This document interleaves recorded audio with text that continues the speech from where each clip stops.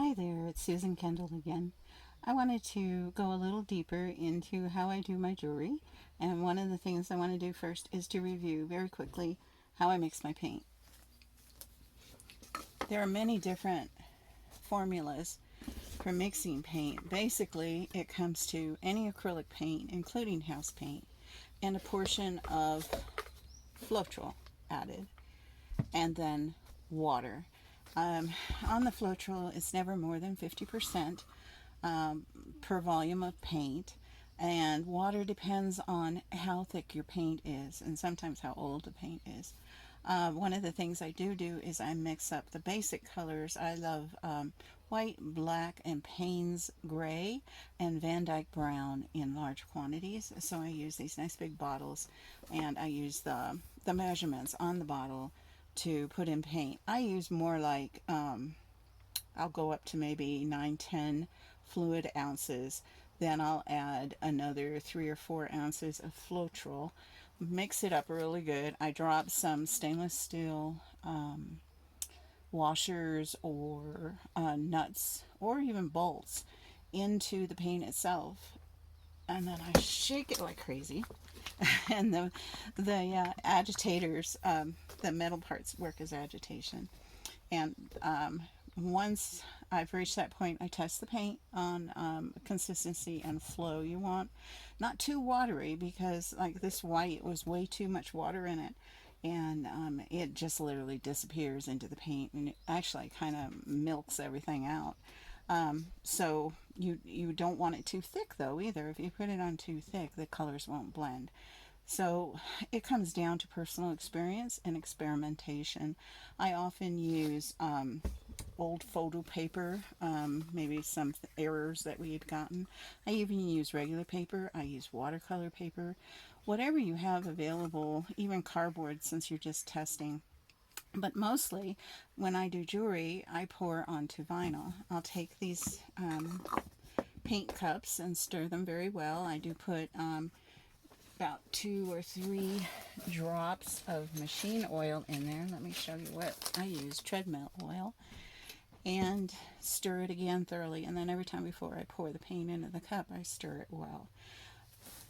Once I've decided what I want, if I use the funnel, of course, I keep my finger over the bottom, and I pour in bits of paint, white, green, yellow, pink, and then I'll start again.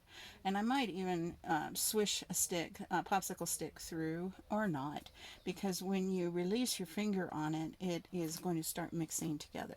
And sometimes I'll swirl it. It really depends on experimentation and what you like. The silicone cups are pretty nice because you can squeeze them down and really get a fine point on where the paint comes out. Just don't overfill them like I do, and you get it up to the top, and you pretty much just have to dump it. And then these little red drink cups, shot cups. Found them at the grocery store. Love these things. You do the same thing as we did with the funnel, or even this cup. You just pour your paint in a bit at a time. Um, Again, only experimentation is going to tell you how much of any one color to put in for the results you really want. Then, what I do for my jewelry these days, instead of using drips from pouring on canvas, I actually use liner from boxes of cereal with a piece of cardboard underneath to stabilize it. And it allows me to move it around and tilt it and get a little action going. But what I love about it is when it's dry, then you can pull the paint off easily and reuse it. If it gets too thin at the edges, you'll lose those parts. But that's okay. It's hard to work with really thin bits and pieces of paint anyway. And then I turn it upside down and let it dry some more. The other day, when I demonstrated, I used this particular paint pour to dip into. It left me with this skin, which is still drying. And then this is some of the jewelry that came out of it. I think it's very pretty. It's very light. But I also did a pour using metallic paints the day before, and these came out stunning. And of course I dipped them as well. And then I had another one that had a lot more red in it that I dipped. And these pieces are just stunning. It's been so humid up here. It just doesn't seem to be drying very well. So I still can't finish these pieces of jewelry. And then, of course, I talked a little bit about backings. I find these on Amazon or on Etsy. There's lots of people on Etsy that sell them as well. And when your jewelry is dry, you glue it in there and add a chain or a ribbon or whatever it is you like, a cord, and you're done. But let me show you a little more. I have begun pouring onto notebook liners. And there's two reasons for that. One, I can store them in my notebook, which I'm going to show you in a moment. But also, it keeps the paint skins from sticking to each other. They cling a little bit to the plastic, but it's no big deal. You pull it out, and there we go. And you can see on this particular piece, I ended up finding 5 jewelry pieces and then 2 earring pieces in it. Sometimes I don't find any pieces at all. And this is the back. And what's the story behind this backing is that I wasn't really happy with the way it came out on the front. When it dried, it was kind of dull, and I wasn't sure. But anyway, long story short, I turned it over, and there was a perfect rose. And it's still on my Etsy shop, the piece of jewelry I made with the perfectly formed rose in the back side of the paint. So another lesson there, same as photography. Look on the back side, turn around, look behind you. Okay, so that's one piece. Here's a couple other I wanted to show you.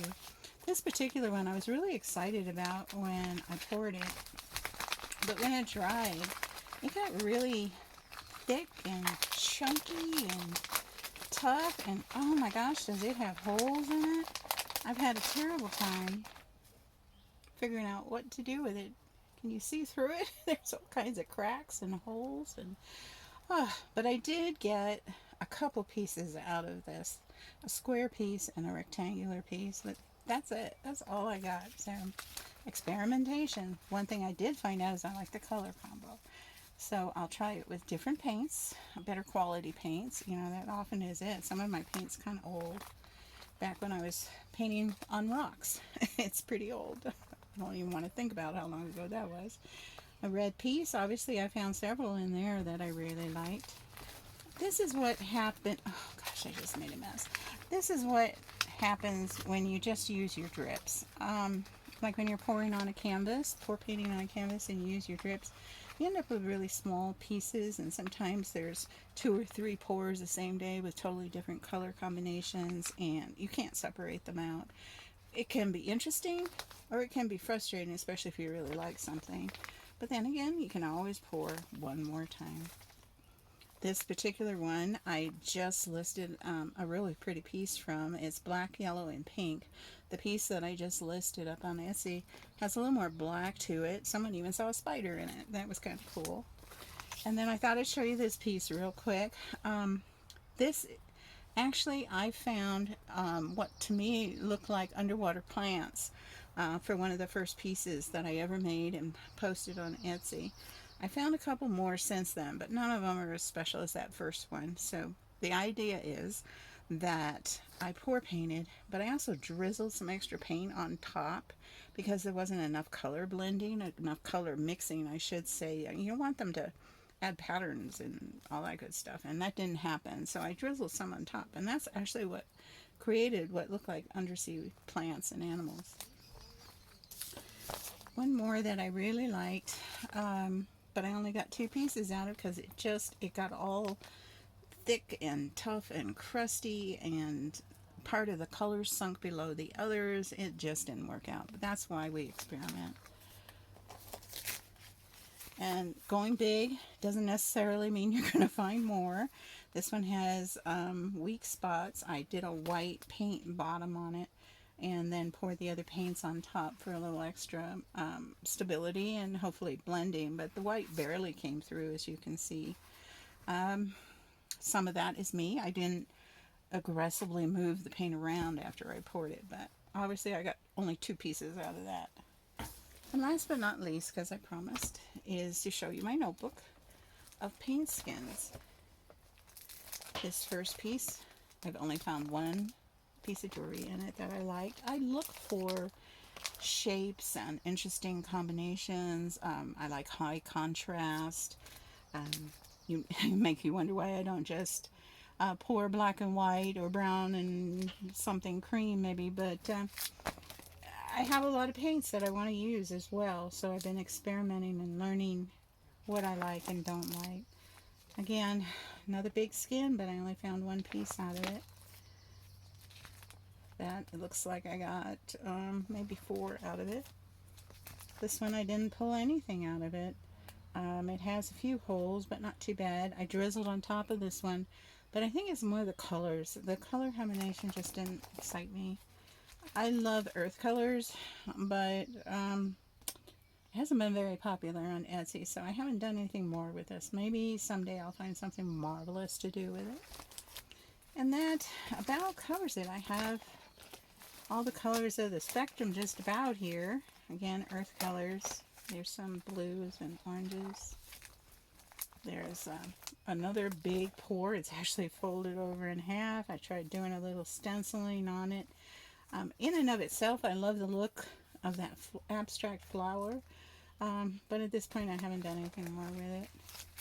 I got a pair of earrings and a rectangular cabochon out of this. A nice set. I love the little bitty flowers that showed up in the paint, but nothing else had that same thing going on, so that's all I got out of it. Obviously I didn't like anything under the red and green mix, just didn't work. Another one I only found a couple pieces on. This one was a surprise. I didn't particularly like it, but when I looked at really close detail, I see these tulips everywhere, and it absolutely fascinates me, and it's actually been a very popular jewelry piece, so I think there's a lesson there. You don't have to love everything when it's one big skin. Look at it under a cabochon, because everything changes with the magnification you get from these little glass domes. It's pretty cool. And I think that about covered everything I wanted to say. If you have any questions, do please ask. This, by the way, this piece had a few spots in it that looked like drops of gold. Just fascinating. And one of the first pieces to sell was the earrings I made. Right here, 2 holes from this. And then I also sold a pendant from this particular piece, paint skin. More small pieces, more color mixes that didn't work. I tried doing a dot style pour. Yeah, my paint was too thick and it dried thick. It didn't blend, it didn't spread. I have no idea what I'll ever be able to use that for. So anyway, we're getting into the ones that have been picked over, and this one obviously had a lot of pieces pulled from it, and it may actually be the particular one that I had found the ocean plants in. And then this is where one of the most popular pieces of my jewelry came from, but it wasn't consistent. There's only parts of it that showed the beautiful green, sparkly metallic. It's pretty intense. And then, one last example. If your pour paint is too thin and you let it touch another piece of paint skin, they can stick. I cannot get these 2 pieces apart no matter what I do. It's awfully thick. You would think it would come off, and it will not come off. So it's another reason to store them in these page dividers. Well, I hope you found this interesting. I hope you learned something. If you have questions, please put them below so I can address them next time. Thank you again. That's Susan from Artsy Fartsy Stuff USA on Etsy.com. Thank you.